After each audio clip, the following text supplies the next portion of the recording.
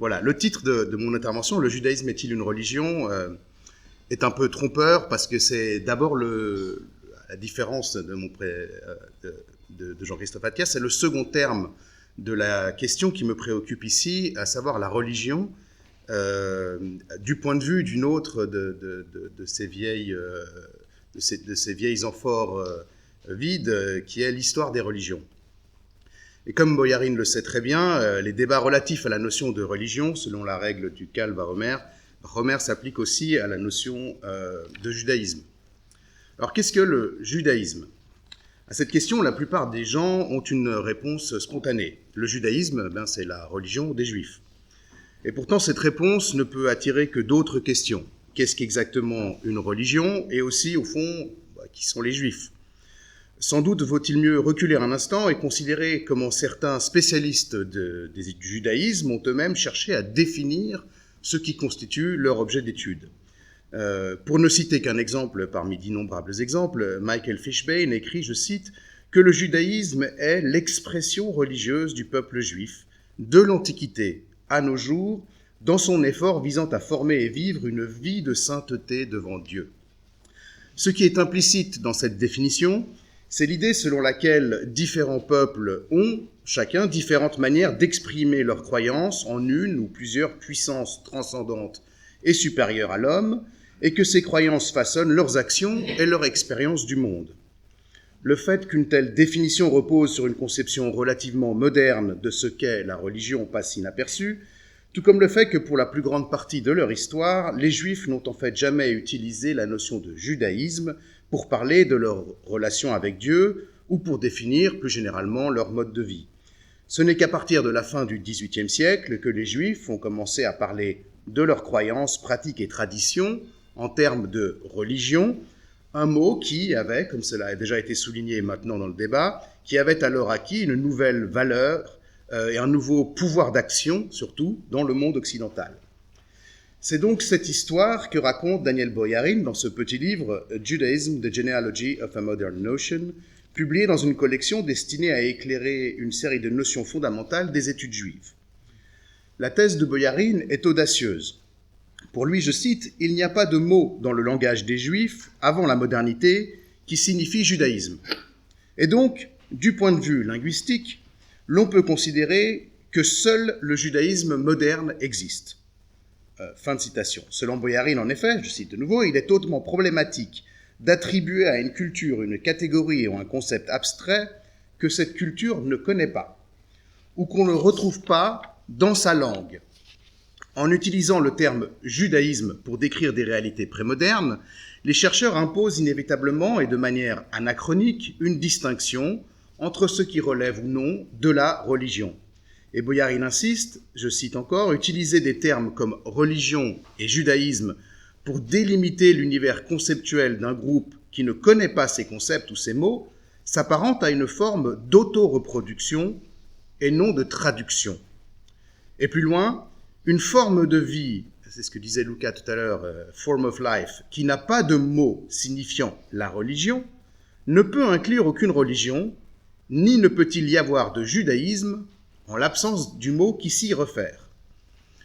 Une thèse audacieuse, donc, qui s'inscrit dans le prolongement des précédents travaux de Boyarin sur le concept de religion, un terme qui, selon lui, obscurcit plus qu'il n'éclaire les réalités sociales et culturelles, les diverses formes de vie des peuples que nous nous efforçons d'étudier. L'idée que la religion, quelle que soit la manière dont on la définisse, constitue une sphère distincte de l'existence et de l'expérience humaine, est en effet, on le sait, une idée relativement récente. Dans un livre publié à titre posthume, l'anthropologue chicagoen Marshall Salins résume brillamment ce point en soulignant que si l'espèce humaine, c'est un peu ce que disait aussi Smith, si l'espèce humaine a toujours inventé des formes d'interaction avec les acteurs méta-humains qui peuplent notre univers, ce que les ethnologues et les historiens des religions ont coutume d'appeler des dieux, des esprits, des fantômes, des ancêtres ou encore des démons, le fait de considérer ce type particulier d'interaction comme un domaine autonome, ou plutôt de le réduire à un domaine autonome, relève d'une forme de révolution, voire de coup d'État, qui en repoussant les dieux et les esprits au ciel et en abandonnant aux fils d'Adam le pouvoir sur le monde aboutit en Europe, à l'époque des Lumières, à une réorganisation du monde et à la création de cette série, je cite, de sphères différenciées et transcendantes que sont la religion, la politique, la science ou l'économie, chacune de ces catégories abstraites étant désormais conçue comme délimitant un domaine autonome, s'articulant aux autres de manière métaphorique et fonctionnelle. Pour le dire avec Boyarin, dans son tout dernier livre, je cite, « La plupart des cultures du monde, passées ou présentes, n'ont pas de catégorie de religion en tant qu'entité séparée, une sphère séparée au sein de la vie sociale et culturelle. Il ne s'agit pas de dire qu'elles n'ont pas de Dieu, de rituel ou de mythe, mais seulement que ces pratiques ne forment pas une catégorie séparée et distincte dans leur vision du monde ou dans leur vie, comme c'est le cas dans le contexte euro-américain, et là encore, seulement depuis le début de l'ère moderne. » On l'aura donc compris, les sociétés pré-modernes ou les sociétés non modernes n'identifient pas la religion comme un domaine distinct et ne divisent pas nécessairement le monde en employant ces mêmes catégories abstraites, a fortiori la catégorie religion. Ce qui soulève évidemment un certain nombre de questions quant à la pertinence de ces catégories lorsque nous tentons précisément de décrire, de comprendre et de comparer différentes sociétés. Notre mot « religion » et le bagage conceptuel qu'il véhicule, le découpage qu'il nous permet d'opérer entre ces différentes sphères d'activité humaine, est-il universellement valable ? Peut-on dire, par exemple, que les anciens Grecs ont une religion, alors même qu'il n'y a pas de terme en grec ancien qui ait le même sens que notre mot « religion » ?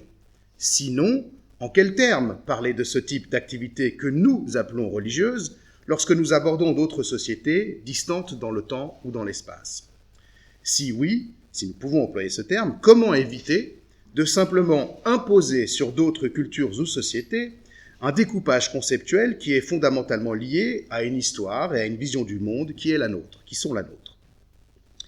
Qu'est-ce qui nous autorise à considérer que nos catégories, ces catégories de pensée qui se sont développées en Occident, ces termes et ces concepts qui appartiennent à notre propre lexique indigène, notre langage émique, peuvent aussi être des catégories génériques, c'est-à-dire éthiques, pour parler comme les anthropologues, applicables ailleurs. C'est dans le cadre de ce débat plus large sur la pertinence ou non du concept de religion pour la recherche historique qu'il faut donc situer le livre de Boyarin. Dans ce débat, Boyarin adopte une position radicale, considérant que le mot « religion » doit être purement et simplement rejeté. Il ne peut y avoir de religion avant l'émergence du concept moderne de religion, et partant, il ne peut pas y avoir de judaïsme si le judaïsme est effectivement défini comme une espèce du genre religion. Ce livre a évidemment suscité de vifs débats parmi les spécialistes du judaïsme, moins malheureusement parmi les historiens des religions. Pour certains, ce sont les bases philosophiques de l'argument de Boyarin qui sont problématiques. Faut-il déduire de l'absence d'un mot ou d'un concept l'absence de la chose à laquelle ce mot ou ce concept se réfère ? L'exemple banal, c'est l'oxygène, inventé, on le sait, à la fin du XVIIIe siècle. Or, personne ne s'aventurerait à dire que l'oxygène n'existait pas avant la fin du XVIIIe siècle. Mais l'argument de Boyarin, en fait, n'est pas celui-là. Nulle part Boyarin ne dit que les Juifs, dans l'Antiquité ou au Moyen-Âge, n'avaient pas de croyances, de mythes, de rites, de pratiques ou de traditions susceptibles de relever de ce que nous appelons la religion. Ce qu'il dit, c'est qu'en imposant nos mots sur les réalités anciennes, nous déformons ces réalités et nous effaçons l'univers conceptuel des acteurs eux-mêmes. La question ne porte pas sur le fait de savoir si les Juifs avaient ou non une religion, au sens où nous l'entendons, mais sur le vocabulaire à partir duquel eux-mêmes pensaient, classaient et organisaient le monde. C'est ce qui amène Boyarin à analyser l'usage de termes indigènes, émiques, comme din en arabe ou dat en hébreu, pour montrer que les Juifs médiévaux disposaient de catégories conceptuelles émiques pour comparer diverses formes de pratiques et de croyances. Mais pas seulement, d'où un décalage qui subsiste et qui est irréductible entre ces termes et les mots par lesquels nous les traduisons couramment, à commencer par le mot « religion ». Il montre également comment les termes « yahadout » ou « al-yahoudiya », lorsqu'on les rencontre dans la littérature juive médiévale, sont généralement employés pour désigner collectivement les Juifs, et pas simplement leur religion. Ces termes, note Boyarin, ne signifient jamais le judaïsme au sens d'une religion, et je trouve cet argument assez pertinent. Ils n'apparaissent jamais comme le sujet dans une phrase. C'est-à-dire, le judaïsme dit que... leur signification ne se recoupe que partiellement avec notre notion de religion. Ils ne viennent pas établir une distinction entre ces diverses choses ou éléments que nous, modernes, tendons à séparer. Au contraire, ces mots mettent sur le même plan la généalogie, les habitudes alimentaires, les vêtements, la loi, l'organisation sociale et politique, etc. Ces institutions qui, pour nous, relèvent de la religion, les prières, les rituels, les cérémonies ou même la théologie, de même qu'Hérodote ne distinguait pas, en parlant des nomoi des anciens Égyptiens, leur manière de s'habiller, de manger ou de vénérer les dieux. La proposition méthodologique formulée par Boyarin, qui voudrait que l'on suspende, voire que l'on rejette l'emploi des concepts comme religion et judaïsme lorsque nous abordons les sources juives antiques ou médiévales, ouvre certainement des perspectives intéressantes, quand bien même elle débouche, elle aussi, sur autant de questions que de réponses. À nous donc de tenter d'approcher l'univers conceptuel des acteurs anciens, plutôt que de les forcer à coller au nôtre, afin de voir en quoi précisément cet univers diffère du nôtre.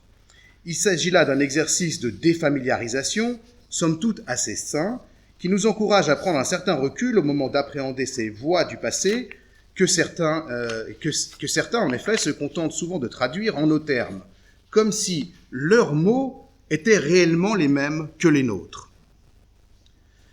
Les termes employés par l'historien sont toutefois inévitablement anachroniques. Il y a là un problème méthodologique que notait déjà Marc Bloch dès les premières lignes de son apologie pour l'histoire, écrivant, je cite, « Le mot d'histoire est un très vieux mot, si vieux qu'on s'en est parfois lassé. Rarement, il est vrai, on est allé jusqu'à vouloir le rayer entièrement du vocabulaire. Mais c'est pour le reléguer dans un pauvre coin des sciences de l'homme.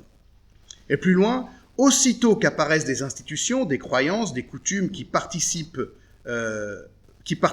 plus profondément à la vie propre d'une société, la transposition dans une autre langue, faite à l'image d'une société différente, devient une entreprise grosse de péril. Car choisir l'équivalent, c'est postuler une ressemblance.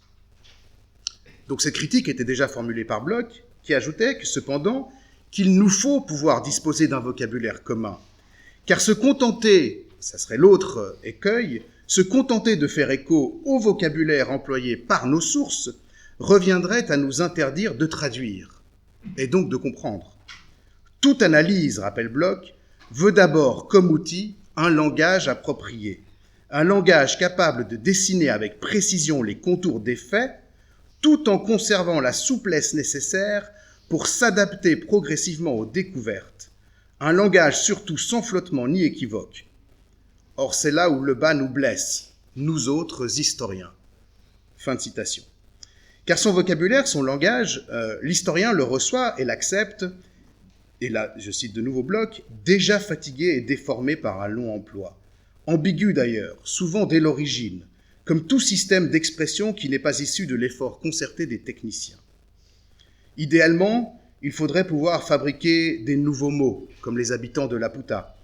Mais le risque ici, c'est de nous couper de notre propre monde et de ne plus rien avoir à dire. Le métier d'historien implique dès lors une forme d'équilibrisme entre ces deux positions qui de fait le condamnent l'une et l'autre à l'aphonie. Sur ce fil, Boyarin adopte une posture risquée et risque parfois, sans craindre parfois de se contredire. Ainsi, par exemple, lorsqu'il affirme que si un terme ne correspond à rien dans une forme de vie, il est sémiotiquement dépourvu de sens. Il semble adopter une vision étonnamment positive du travail de l'historien ou des sciences humaines en général. Certes, les mots qui n'existent pas dans une autre langue sont dépourvus de sens dans cette langue. Mais l'auteur conviendra qu'ils ne sont pas pour autant dépourvus de sens dans la nôtre. Par définition, l'historien est extérieur au monde dont il parle. Et lorsqu'il nous faut précisément traduire ce monde extérieur au nôtre en nos termes, qu'il nous faut adapter nos mots aux leurs, ne restons-nous pas toujours des locuteurs étrangers, quand bien même nous serions tentés de parler ou de prétendre parler comme des indigènes. Ça me rappelle une remarque que faisait Carlo Ginzburg sur Marc Bloch, où il disait finalement nos questions sont toujours anachroniques. Le problème est de savoir si nous pouvons formuler des réponses qui ne le sont pas. En ce sens, admettons que l'histoire est en effet un projet impérialiste. C'est-à-dire que nous sommes obligés d'imposer nos mots à la langue des autres. Mais si nous refusons d'employer nos termes pour traduire ceux des autres, nous voilà condamnés au silence, au pire, au mimétisme. Pour Boyarin, évidemment, il faut traduire. Mais ce faisant, il nous faudrait être attentifs, et sur ce point, on ne peut que le suivre, à trahir nos mots plutôt que ceux des acteurs. C'est-à-dire à déformer notre vocabulaire plutôt que de partir du principe que le sens des termes que nous employons va de soi. Et sur ce point, il cite d'ailleurs un autre anthropologue, Eduardo Viveros de Castro, qui lui-même s'inspire ici de Walter Benjamin, et pour lequel, je cite, « Une bonne traduction est une traduction qui trahit la langue de destination, pas la langue source. Une bonne traduction est celle qui permet aux concepts étrangers de déformer et de subvertir la boîte à outils conceptuelle du traducteur, afin que l'intention de la langue d'origine puisse être exprimée par la langue d'accueil. » Par-delà les seuls mots, c'est une question plus large que soulève Viveros de Castro dans ses métaphysiques cannibales. Une question qu'il circonscrit à l'anthropologie, mais qui pourrait être étendue aux sciences humaines et sociales de manière plus générale. Et je le cite, « Que doit conceptuellement l'anthropologie au peuple qu'elle étudie ? Ne pourrait-on pas procéder à un déplacement de perspective qui montrerait que les concepts, problèmes, entités ou agents les plus intéressants introduits par les théories anthropologiques prennent leur source dans les pouvoirs imaginatifs des sociétés ou peuples ou collectifs qu'elle se propose d'expliquer.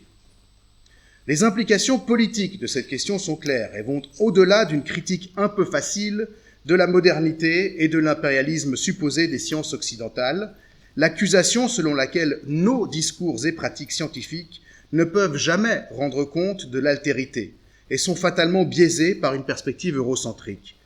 Viveros de Castro écrit ainsi « On sait la popularité dont jouit dans certains cercles la thèse selon laquelle l'anthropologie, exotiste et primitiviste de naissance, ne peut être qu'un théâtre pervers où l'autre est toujours représenté ou inventé selon les intérêts sordides de l'Occident. Nulle histoire, nulle sociologie ne peut camoufler le paternalisme complaisant de cette thèse qui transfigure les soi-disant autres en fiction de l'imagination occidentale n'ayant pas voix au chapitre. » La cible ici, c'est Édouard Saïd. Doubler une telle fantasmagorie subjective d'un appel à la dialectique de la production objective de l'autre par le système colonial, c'est tout bonnement rajouter l'insulte à l'injure et procéder comme si tout discours européen sur les peuples de tradition non européenne ne servait qu'à illuminer nos représentations de l'autre. Dans le contexte ici, il faudrait dire si tout discours chrétien sur les religions des autres ne servait qu'à illuminer nos représentations des autres. Et c'est l'affaire d'un certain post-colonialisme théorique, le stade ultime de l'ethnocentrisme. Mutatis mutandis, des mots comme religion et judaïsme, doivent-ils nécessairement être réduits, eux aussi, à cet héritage eurocentrique, au discours occidental chrétien qui a présidé à leur naissance ? Dans quelle mesure ces autres façons de penser le monde, que le mot religion en est venu à englober, ont-elles modifié, tordu le sens de ce mot? En ont-elles déformé certaines de ses connotations théologiques et ont contribué à en réinventer le sens? Du point de vue d'une histoire des religions qui réfléchit un tant soit peu sur son propre passé et sur les catégories qu'elle utilise, la réponse est évidente. Depuis l'apparition, à la fin du XIXe siècle, des sciences dites religieuses, la question de la définition de l'objet religion a en fait toujours été un champ de bataille, l'objet d'une confrontation théorique où sont venus s'exprimer des points de vue difficilement conciliables, certains opposant au discours théologique qui caractérise l'histoire du concept de religion, une perspective fondamentalement anthropologique ou sociologique. Et il n'est pas anodin que de nombreux savants juifs aient participé à ces débats, Émile Durkheim pour n'en citer qu'un, et contribué de fait, dans ces débats, à déformer, à déthéologiser, au moins dans une certaine mesure, le concept de religion. À ce titre, ils illustrent combien le discours occidental sur la religion est lui-même le produit d'une dialectique, d'un processus où sont venues se mêler des voies, des approches très différentes, fussent-elles internes au monde occidental. Les Juifs apparaissent ici précisément comme un autre de l'intérieur, susceptible d'exprimer une perspective dissonante, peut-être plus sensible au rite, à l'orthopraxie, au collectif, plutôt qu'à la croyance. La catégorie religion, lorsqu'elle est employée dans une perspective que l'on dira analytique, éthique, doit-elle nécessairement être circonscrite aux usages courants, spontanés, théologiques du terme? Ou encore, doit-elle être déterminée par une notion préétablie qui réduirait la religion à une affaire de foi intérieure, quelque chose d'irréductiblement distinct des autres sphères de l'expérience humaine?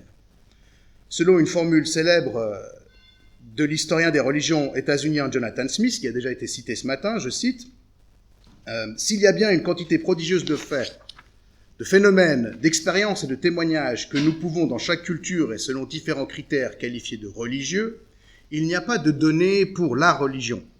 La religion est exclusivement un produit de l'imaginaire scientifique. Elle n'existe que par les actes de comparaison et de généralisation opérés par des savants à des fins analytiques. » Mais certains ont interprété cette déclaration de Smith un peu facilement, il faut le dire, comme une critique radicale du concept de religion, pour affirmer précisément qu'il ne pourrait y avoir de religion avant que la religion ait été imaginée comme un domaine à part. De ce point de vue-là, rien ne justifie d'employer un concept qui, de surcroît, paraît inséparable d'une forme d'eurocentrisme, voire de christianocentrisme, lorsque nous étudions des peuples ou cultures qui, effectivement, contrairement à nous, ne disposent pas du même concept et par conséquent ne pensent pas le monde de la même manière. Mais est-ce là ce que disait Jonathan Smith? L'observation selon laquelle l'invention de la catégorie religion pour circonscrire un domaine à part de l'activité et de l'expérience humaine relevait essentiellement d'une histoire chrétienne, puis plus largement européenne, n'impliquait pas qu'il faille se passer de ce terme.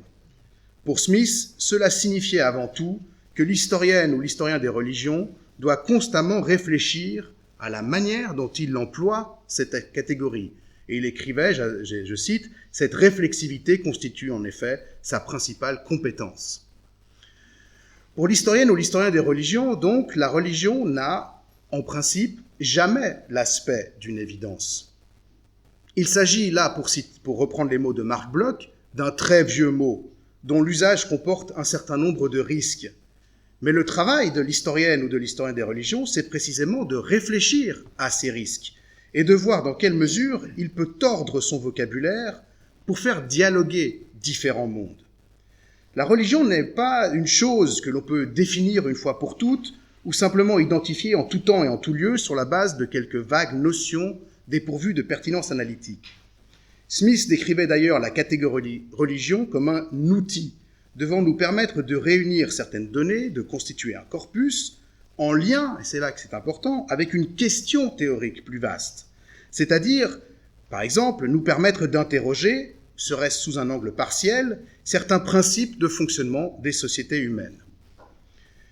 Il ne peut pas y avoir de consensus sur ce que le mot religion veut dire, car celui-ci est essentiellement une carte, et non un territoire, une catégorie qui nous permet de mettre à part, à nous, savants, et comparer certains phénomènes, certaines pratiques, certains discours, dans le but de formuler une analyse comparative. Et à ce titre, c'est à nous qu'il revient de dire quelle carte nous employons, et surtout de dire pourquoi.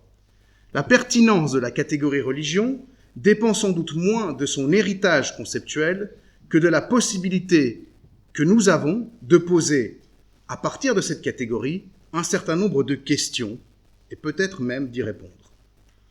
De fait, nombreux sont les savants, anthropologues, sociologues ou historiens des religions qui ont formulé des définitions heuristiques de la catégorie religion dans la perspective d'un questionnement plus large.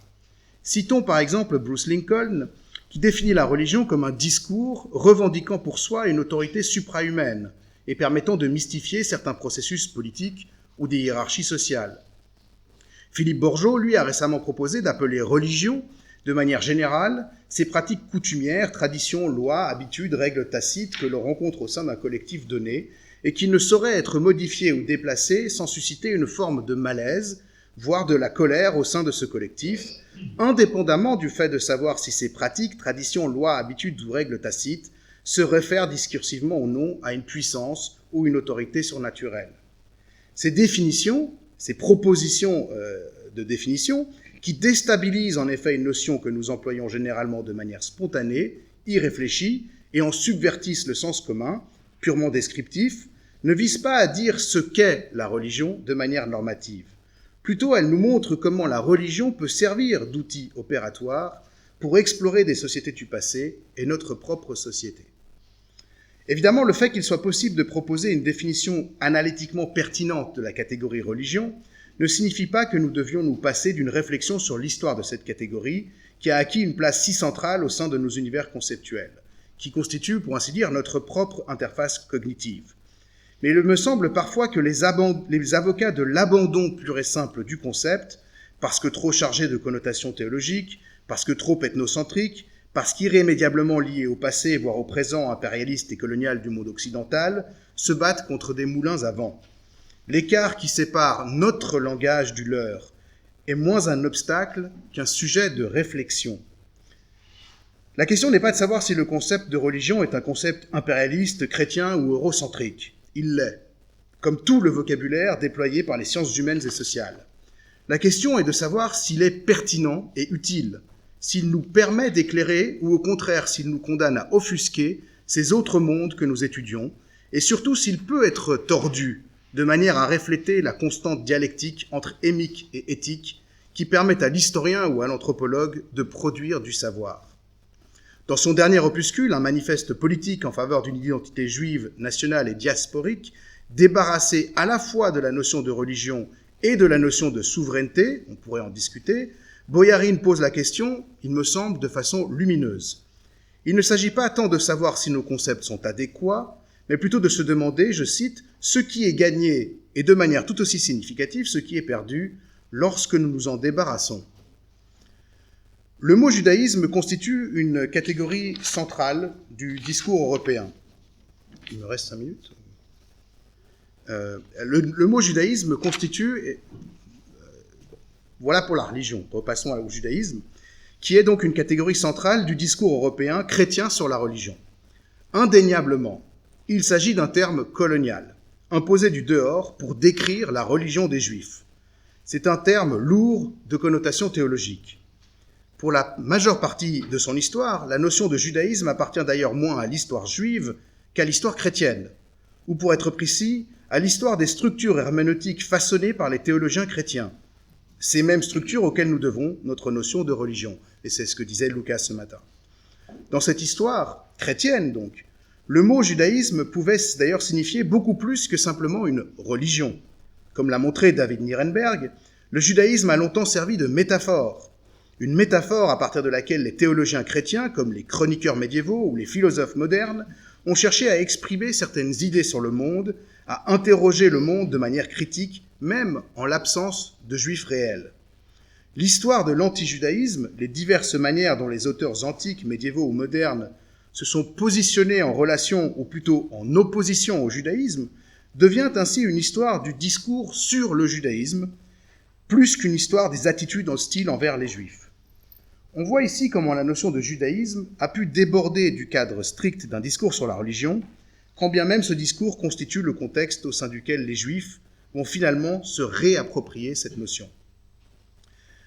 On l'a évoqué tout à l'heure, c'est dans le sillage des Lumières que les discussions relatives aux diverses sectes et religions du monde vont de plus en plus céder la place à un débat sur la religion, au singulier, envisagé comme un phénomène à part, une sorte d'universel, dont les religions ne seraient que les manifestations contingentes et historiques.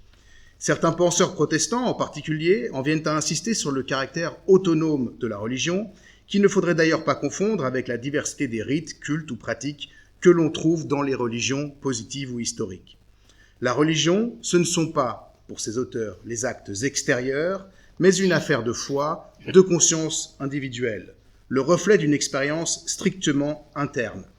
Le théologien luthérien Friedrich Schleiermacher considérait ainsi qu'en son essence, la religion, je cite, « n'est ni pensée ni action, mais contemplation intuitive et sentiment ».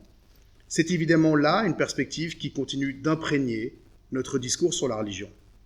C'est aussi dans ce contexte, cependant, que les intellectuels juifs vont adopter le terme judaïsme et commencer à parler du judaïsme comme de leur religion. Ce faisant, ils acceptaient évidemment les règles du discours hégémonique, mais dans le but de faire entendre leur voix, notamment dans les débats politiques. C'est ce qui a été dit tout à l'heure. Surtout, ces intellectuels juifs, comme le philosophe berlinois Moïse Mendelssohn, ne se sont pas contentés de s'approprier les notions de judaïsme ou de religion. Ils les ont aussi tordues, déformées, adaptées précisément à leurs propres objectifs intellectuels ou politiques, et ainsi donné à ces notions des connotations en partie différentes, et reflétant un cadre épistémique, lui aussi, en partie différent. Pour Mendelssohn, la religion est en effet une affaire individuelle, quelque chose qui touche à des croyances et pratiques individuelles, une chose distincte donc de la politique et de la vie publique. Dans son ouvrage majeur, Jérusalem ou du pouvoir religieux et du judaïsme, 1783, il soutient ainsi que le judaïsme, en tant qu'il est une religion, n'a aucun intérêt pour les questions politiques et se rapporte d'abord à des règles de conduite individuelles, dont l'objectif serait, je cite, d'obtenir la félicité temporelle et éternelle. Donc ça, c'est la soumission au discours chrétien sur ce qui constitue une religion. Et donc, la religion des Juifs ne constitue en aucun cas un obstacle à leur intégration politique, en tant que citoyens à part entière. En s'emparant de ce discours qui fait de la religion une chose relevant essentiellement du domaine privé, il s'agissait donc de ménager pour les Juifs un espace politique, indépendant de leur religion. Mais le processus impliquait aussi une subversion du terme, et c'est ça qui m'intéresse. Mendelssohn affirmant par exemple que la religion des Juifs, je cite, « n'est pas une question de croyance, mais de comportement ». Je cite encore, « des lois cérémonielles et non des dogmes ». L'on voit bien comment cet élargissement du concept de religion ouvrait aussi la voie vers une perspective moins théologique et davantage anthropologique ou sociologique quant à ce qui constitue une religion. Le concept de religion, donc, n'est pas simplement le produit d'une histoire coloniale unilatérale de l'impérialisme chrétien ou occidental, envisagé comme la seule voie dominante, étouffant tous les autres et imposant à l'univers tout entier son vocabulaire et ses concepts. Plutôt, ce concept reflète une forme de dialectique, de négociation, un jeu inégal certes, mais néanmoins bien réel, entre des voix discordantes où percent parfois d'autres perspectives, d'autres idées et d'autres projets politiques. Ces voix discordantes, il faudrait aussi se garder de les effacer au profit d'une lecture qui finirait elle-même par réifier le discours sur la religion, ce discours chrétien qu'elle entend critiquer. Ces voix, en définitive, contribuent elles aussi à tordre nos concepts et à déformer nos catégories. Dès lors, pourquoi le mot judaïsme ne pourrait-il pas, lui aussi, refléter une forme de négociation, susceptible d'accommoder ces univers conceptuels différents vers lesquels Boyarin nous entraîne, l'univers des Juifs avant la religion. La notion de judaïsme, on l'aura compris, apparaît comme l'héritage d'un discours théologique chrétien. Dans le sillage des Lumières, donc, les Juifs s'approprient cette notion de la même manière que d'autres cultures, d'autres sociétés, confrontées aux catégories conceptuelles occidentales, en viennent elles aussi à adopter et adapter le concept de religion. Cela signifie-t-il que nous ne devrions plus employer le mot judaïsme lorsque nous parlons de l'Antiquité ou du Moyen-Âge ? Évidemment, si ce mot sert à désigner une sorte d'entité platonique, atemporelle, une religion, dont nous pourrions observer et décrire le développement à travers le temps et dont nous pourrions identifier les caractéristiques essentielles avant de les comparer aux caractéristiques d'autres formations similaires, comme si celles-ci existaient indépendamment du discours qui les érige au rang de religion, alors Boyarin a raison. Et la réponse est oui, il faut se débarrasser du terme. Si par contre, nous employons ce terme avec cette réflexivité que Smith nous invite à adopter lorsque nous parlons de religion, c'est-à-dire comme une catégorie conceptuelle, un point de départ plutôt qu'un point d'arrivée, un mot susceptible d'être tordu, retordu, corrigé, modifié, déformé par les autres univers que nous explorons, alors peut-être Boyarin a-t-il tort, et la réponse est non. Il n'y a pas d'essence du judaïsme, pas plus qu'il n'y a d'essence de la religion. L'un et l'autre sont avant tout des cartes qui doivent nous permettre de naviguer dans ces mondes sans nous y perdre. Le plus important toutefois, c'est la question à laquelle nous voulons répondre en employant ces termes. Et il me semble avoir compris cela maintenant, c'est-à-dire, il y a, vous l'aurez compris, un accord général du point de vue épistémologique avec Boyarin, et peut-être un sous-désaccord. Si l'objectif est de décrire aussi précisément que possible ce qu'un autre groupe humain pense et fait, si notre démarche est celle de l'ethnographe ou de l'histoire religieuse, alors oui, force est d'admettre que nos catégories sont fatalement inadéquates.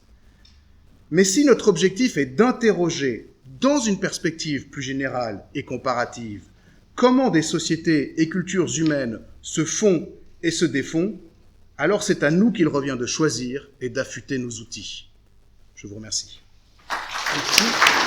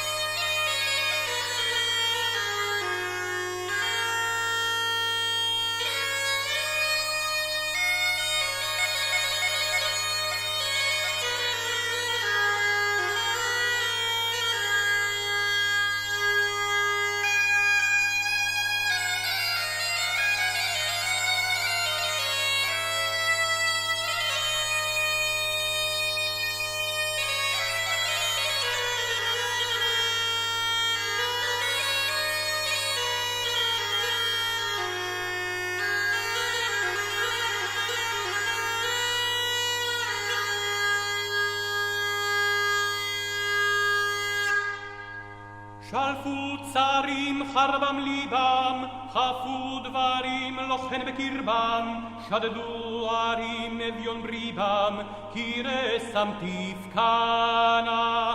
כוננו יתרים לחצות מריבם, וספו חברים עפר בורבם, ומפז יקרים דקרו בחרבם, חצצם לליבם תפלחנה. ומבעות חלקו פיהם, מלמד